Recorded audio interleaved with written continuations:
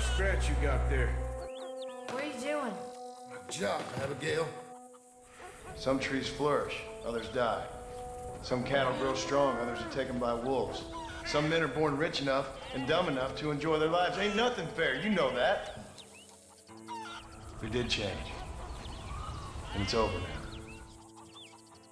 Recently, I posted a poll on what my newest long-form video should be. Out of the 3 options, the winner was a breakdown on how historically accurate John Marston from the Red Dead series is. I would say to expect some overlapping facts since John and Arthur lived around the same time period. In case you haven't seen that video, check it out here. Before we start, I do ask to consider subscribing as it greatly helps the channel. I hope to reach 50k soon. With that said, let's start with the first aspect of John, his physique.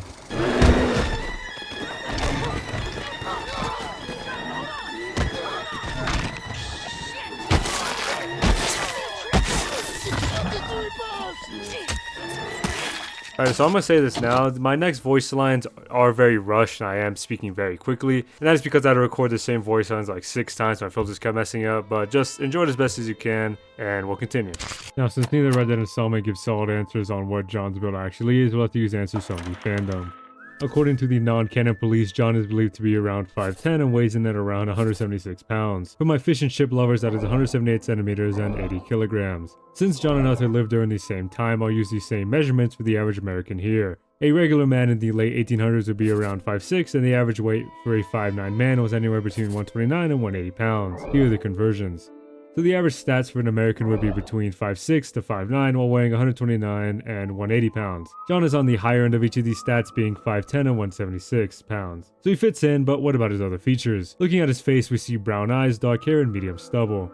With the eyes and hair, John falls under the most common categories for both again. The Rockstar pretty much made John the most average man they could, but we are missing a crucial detail. His iconic scars given to him in the prologue to Red Dead 2. I'll cover the real history behind these wounds later, but the actual look is accurate. With how rough her life was, people were more prone to injury and thus had to live the rest of their lives reminded of this. So it's not a stretch to imagine John would have scars. Circling back to his hair, the long stringy hair may seem like an outlier at first, but it fits in within history. Looking at pictures during the High West era, we see many icons rock longer hair. People like Billy the Kid, George A. Custer, and Yellowstone Kelly had hair that hung at the shoulder level, so it's not out of the question for John to have longer hair. While not the exact same style most men would have, it can be chalked up as John not caring about his hair. Moving to facial hair, the only 2 styles John has in Red Dead 1 are stubble and a subtle mustache when wearing the gentleman's attire. Both styles were uncommon, judging from photos alone. In photographs, men were pictured with full mustaches, goatees, or clean-shaven. But due to John's lifestyle in both games, it can be explained as he didn't have time or resources to properly maintain a clean style. Since I'm talking about it, most of the previous information is solely based on Red Dead 1. Because of the customizability in Red Dead 2, it's easier to use info from the first game alone.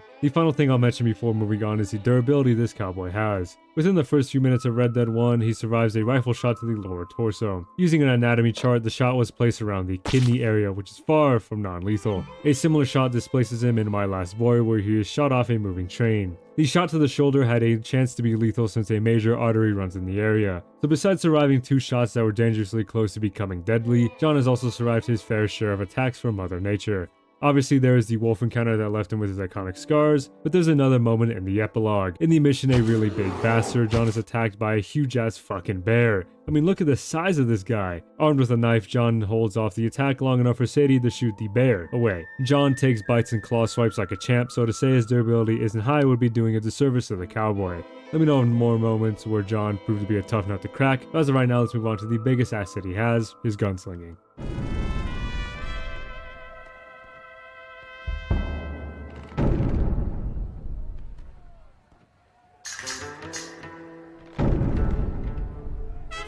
Like I said back in my Arthur video, the ability to instantly draw and take a man's head off within a 100th of a second is not accurate at all. The closest person to replicate this skill is Bob Munden. Holding the title for the fastest gun to ever live, he has the incredible skill of having a jaw speed of 1/8 of a second. Comparing that to John's jaw speed, we see that John will draw his revolver in 0.33 seconds. In Red Dead 2, we see his speed is mostly the same at around 0.79 seconds. So while not quicker than Munden, it's still not a number to scoff at. Moving on to accuracy, John is an insane shot. Even before meeting Ricketts in 1911, John was deadly accurate. Utilizing the Deadeye ability, John earns himself about 30 seconds of pure precision. Since the ability to slow down time in real life is, as of right now, impossible, this can be used as a representation of his skill. Using another demonstration by Bob Munden, here we see him pop 2 separate balloons in 1/10 of a second. So while modern examples exist of quick, precise gunslingers, examples during the Wild West are harder to determine. Since no records exist of the exact draw speed of these popular gunslingers, we'll focus on their supposed accuracy and kill count. In my Arthur Morgan video, I mentioned icons such as Doc Holliday, Wyatt Earp, and Wild Bill Hickok.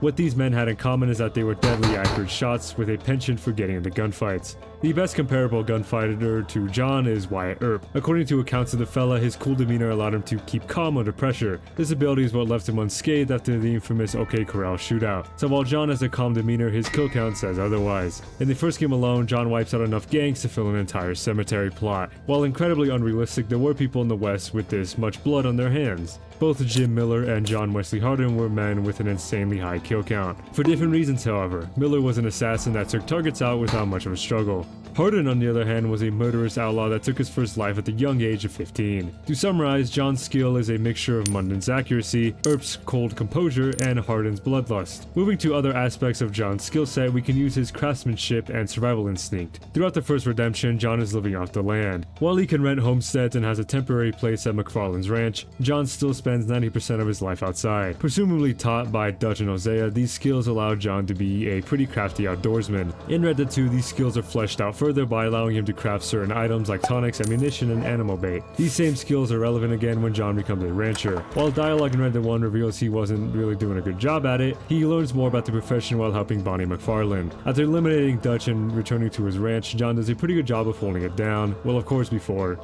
you know. But I'm getting ahead of myself. In summary, John's skills displayed in both games are accurate to the time period. We'll move on to the next aspect of his character. It cost us $15. I'm sorry, madam. Should have left me there to die. Did you want to die? I mean, was that it?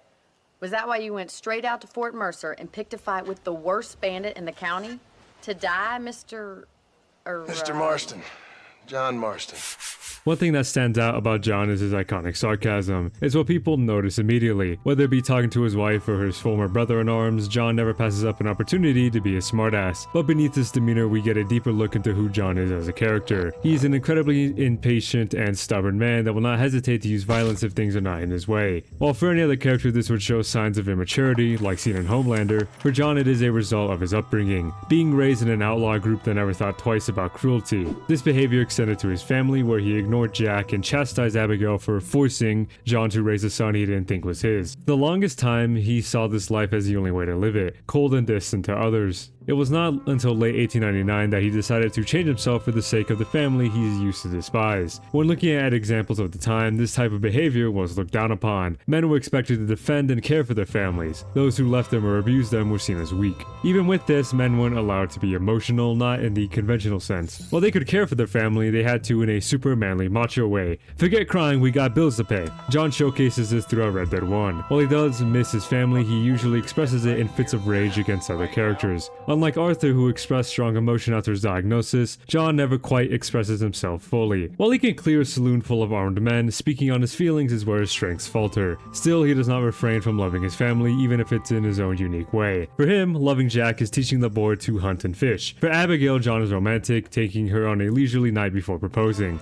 In fact, John's final act as a man was an act of love, sacrificing himself so his family can live their future without fear of constant pursuit by the law. Ironically, it's this loving act that further doomed his only son to follow his father's footsteps. But this is a topic for another time. Let's circle back to 1899 to see where John's personality evolved from. As of chapter 2, we see John at his worst, a deadbeat father that wants nothing to do with his family. He's also way more cynical, judging by his campfire interactions with the other gang members. He will talk badly about Abigail and tell the men to stay single. In another interaction, he will berate Jack for interrupting John, all while Jack just wanted to play with his dad. Even main cutscenes show the rotten side of John, as in the beginning of Who the Hell is Leviticus Cornwall, he will tell tell Abigail to bide her time, she will see plenty of corpses. He pretty much doesn't mind being crude about their lifestyle in front of their child. Eventually though, John reaches a catharsis. During the late stages of the game, John opens his eyes to the situation around him. He sees how much of a bad husband and father he's been to his family, all while seeing right through Dutch's blatant lies. He makes efforts to change for them, but it is too little too late. By the time the player reunites with John in 1907, the Marston family is in shambles. John can't let his past go, which leads to Abigail and Jack leaving him.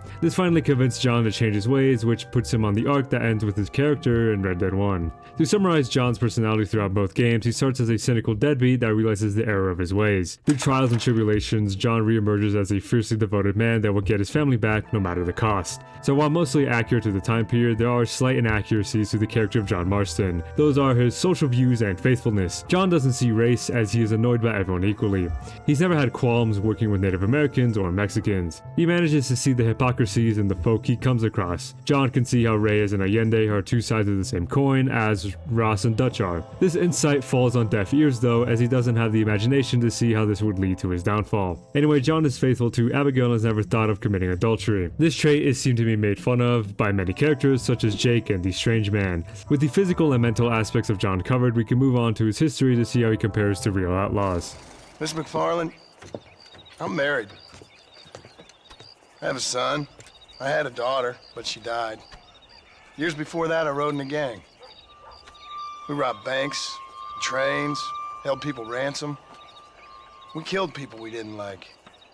The backstory of John Marston is a tragic one. First told in the Mission Women and Cattle, he explains his youth and upcoming years. He was born to a Scottish immigrant and a prostitute who died giving birth to the young Winkle. John lived with his drunken father before he eventually died in a bar fight. The now orphaned boy would live the next few years on the streets. At the ripe age of 12, John took his first life and eventually met Dutch Vanderlyn. Alongside Hosea Matthews, Arthur Morgan, and Susan Grimshaw, John happily joined the surrogate family. Raised under Dutch's philosophy of killing and stealing for a cause, John was considered the gang's golden boy. In this life of crime, John met prostitute Abigail Roberts and had a child with her, Jack John Jr. Marston. Through the escapades of Red Dead 2, John sees through the facade Dutch has put up. He realizes the Robin Hood-esque life he's lived has meant nothing. Near the end of the gang's life, he escapes with his family to live a better lifestyle. However, John found it difficult to adjust to the quiet life of a farmhand compared to the fast-paced outlaw life. Due to his inability to change, his family would leave John. Compelled to buy a ranch to satisfy Abigail, John changes for the better. Moving forward to 1911, here we see a completely different John, now more skilled in his crafts in raising chicken and raising hell.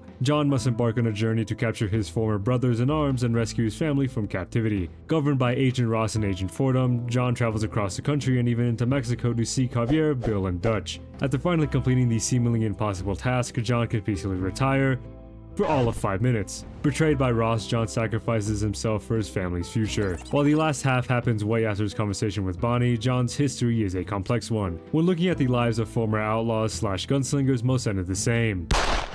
On the rare occasion that they survived, they were usually mercilessly hunted by the government. Even when captured, some were given the rare opportunity to trade information for freedom. This path applies to John as he quickly survived the gang life but was quickly captured shortly after. His sentence would be negated if he agreed to betray his former gang and turn them in. Now, while finding real outlaws that turn informants is difficult, I still haven't found any. There is one example in the series itself. Found on this little farm in the Heartlands, Emmett Granger is a former gunslinger that was given a federal pardon after testifying against the Fosse gang. He then bought a plot of land to begin a life of solitude. Of course, this life ended shortly thereafter since he managed to piss off Arthur Morgan, which is of course what you do not want to do. Moving back to John, he completes his task and manages to retire. He would have lived the rest of his life like this had Ross held up his end of the deal. But Ross wanted to execute John and take all the credit for his work. While not specific to the West, this story of betrayal has been retold countless times across the history of mankind. Before I move on to the next section, I want to mention key details that I left out. The gang John was a part of for most of his life was different than most gangs from reality. Most gangs in real life were groups of gruff men that were familiar with each other but not loyal. This differs from the Vanderlyn gang, where everyone is treated equally and loved as a family. Even though a few women joined as prostitutes, they were still respected as part of the family. A more realistic outlaw group are the O'Driscolls or the Laramie Boys. In Chapter 5, some of the Vanderlyns end up shipwrecked near Cuba. John in the meantime was imprisoned. Because of the plot armor, John was arrested during the bank robbery instead of being shot on sight like Jose or Lenny. Either way, his sentence was the death penalty via hanging.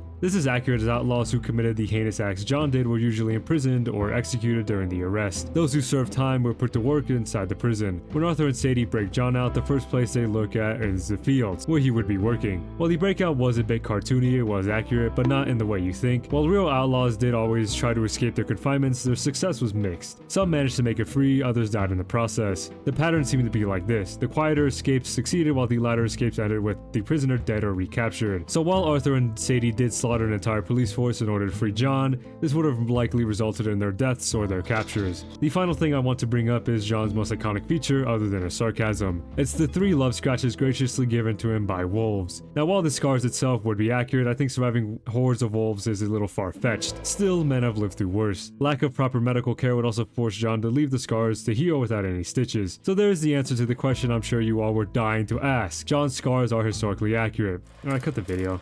Oh, fine. Fucking tired. Can I see the boots, gringo? I think you can see him from where you're standing just fine, senor.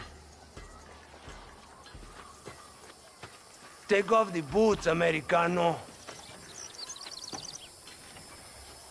As you wish. This part is easier than last time since John has set outfits in Red Dead 1. We'll focus on outfits officially worn by him, so those ugly all-black fits are non-canon. Thank God. Anyway, John's basic outfit is a practical one. The baggy jeans and vest keep him protected from the desert's harsh winds. The hat keeps the sun out of his eyes while increasing his aura. His added gear allows John to carry what he needs for his daily travels. Like I mentioned in my Arthur video, comparing this outfit to upper-class men wouldn't be right. The almost Victorian men wore classy suit coats and had their hair cleanly kept under a top hat or flat cap. Looking at what could be considered the working middle class, these men had simple outfits that fit their occupations. Using simple overalls and undershirts, these outfits look like bare-bones versions of what John wears. His outfit has a bit more style, though it most likely isn't intentional. Most of John's wearable outfits in Red Dead 1 follow this pattern. They add the occasional duster coat or poncho but follow the same style of simple working clothes. The only few outfits that would fit within upper-class America are the elegant suit, the gentleman's attire, the savvy merchant, and possibly the legend of the West. What these outfits have in common is a shorter, more stylistic overcoat. The sports jacket was a common accessory higher-class men had. The flat cap the savvy merchant has was also common. The gentleman's attire even had the proper hairstyle, with John's long hair slicked back and his facial hair cleaned up into a simple mustache. The 2 other hats are a little harder to find a place for in history. From what I can tell, the hat doesn't seem to be leather. Such a material was prone to more damage and breakage when exposed to the hot sun, especially for long stretches of time, meaning a leather hat would be impractical. This means Arthur Morgan's hat is not historically accurate, for as cool as the hat is. Anyway, John's hat was confirmed to be a light center crease modified cattleman. Now these hats come in a variety of materials, but it seems to be made up of suede material. Suede materials are more resistant to direct sunlight, but are prone to discoloration. Comparing the hat in Red Dead 1 to Red Dead 2, this seems to be the case. Another hat worn by Marston is this stalker hat. Now while this is a lower quality picture, we can assume the hat is made of a felt material. One of the most common hat materials, it's lightweight and has decent airflow. Perfect for anyone working under the hot sun. Now leather versions of the stalker hat do exist in Redemption 2, but it seems like this one used in The Deadly Assassin is felt. This section focused on Red Dead 1 outfits, but since his Red Dead 2 outfits are basically the same, it seems like covering it would be redundant. However, one outfit does stand out. The homesteader outfit first available during the epilogue is a weird amalgamation of classwear. The flat cap and plain pants hint at high class, but the tattered coat and patterned collar shirt hint at middle class. So while technically accurate, these styles wouldn't be mixed like this. One final outfit I want to cover is the rancher outfit available in both games. While there are minor differences between both appearances, the main elements are present. The gray shirt, black vest, and dark slacks are different than what a traditional cowboy rancher would wear. From old pictures and drawings, they were depicted wearing chaps, regular button shirts, and bright bandanas. There is the occasional pic of someone wearing closer to what John wears, but it was less common. While we're talking about cowboys, we can move on to the gear John would realistically carry.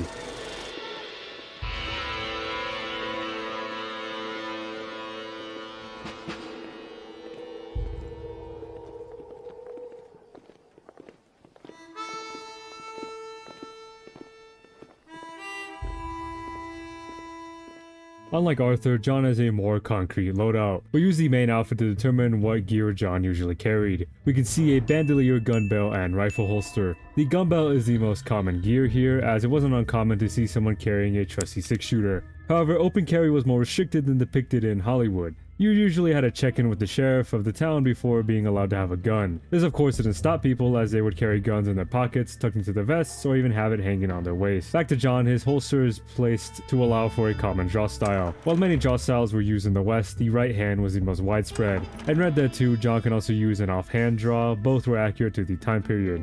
Moving on to the rifle holster, this was rarer. Not everyone went around flaunting their huge rifles, most kept them on their saddle holsters. Gunfights were rare, and those that went out looking for them met their end quickly. Rifles and shotguns were used more as hunting tools rather than deadly weapons, at least in terms of the average civilian. Now on to the least plausible piece of gear, that being the bandolier. These were usually reserved for military usage and were not really available for civilians. While it still was possible to get one, they would usually have to be custom fitted for the right cartridge. This cost time and money, a price most were not willing to pay. But at least in this video, this higher end gear can be explained with Red Dead 1's plot. Since Ross knew John would encounter heavy resistance on this mission, he probably gave him the gear to ensure he could complete the task at hand. With this, John's guns would most likely be this: a Cattleman revolver, sawed-off shotgun, carbine repeater, and Winchester repeater. While he does acquire other firearms during the story, he would stick to these basic guns. The Cattleman is an obvious choice since the gun was produced for well over 40 years as of Red Dead 1. It is a reliable gun that was owned by many, so ammo wouldn't be rare for John. Even after being given a high-powered pistol by Ross, John would still stick to a revolver. He always detested modern technology. The sawed-off shotgun is a strange choice since most people preferred the long-arm version, but it wasn't out of the question. Both repeaters were common ones to own, especially since the Winchester repeater is commonly referred as the gun that won the West. They weren't lying, John basically uses this thing to annihilate the Mexican army. Anyway, the point is the rifle was common and practical. Similarly, the Spencer carbine repeating rifle was another commonly produced weapon. Given to the Union Army to help them in their wars against the Native Americans, the carbine would have been a common rifle for the US government. A few other historically accurate weapons given to John were the Remington Rolling Black rifle, the Smith & Wesson Schofield Model 3, and the Springfield Model 1892 to 1899. While rarer weapons to find in the West, they were still prevalent. Owning these adds to the authenticity of Red Dead Redemption. With all these aspects broken down and analyzed, we can move on to the final conclusion. You may get to see me get gored by some massive wild Pussy, get out! To sum up all that technical jargon, John Marston is a historically accurate protagonist. While a few aspects of him are exaggerated for the sake of making the games more dramatic, Rockstar did a good job of keeping him grounded in the real history of the West. Do let me know if I got anything wrong, however, since my research was a little less thorough this time around. I kind of recycled some information from my Arthur breakdown since they are from the same time period. Comment down below any corrections. With 2 out of 3 protagonists done, all that's left to do is Jack Marston. Since I already have something planned for him, I'll post a poll on what Jack video I should do. But for now, that's everything I got for today's upload. I do want to give a special shout out to Audio Outlaw for providing the footage that I used. You probably noticed the enhanced looking Red Dead Redemption footage, and that came from Audio Outlaw's movie. The mod was created by Frames of Screen, so go check that out. Big shout out to him, and thank you for allowing me to use this footage. But for now, stay safe, God bless, and goodbye.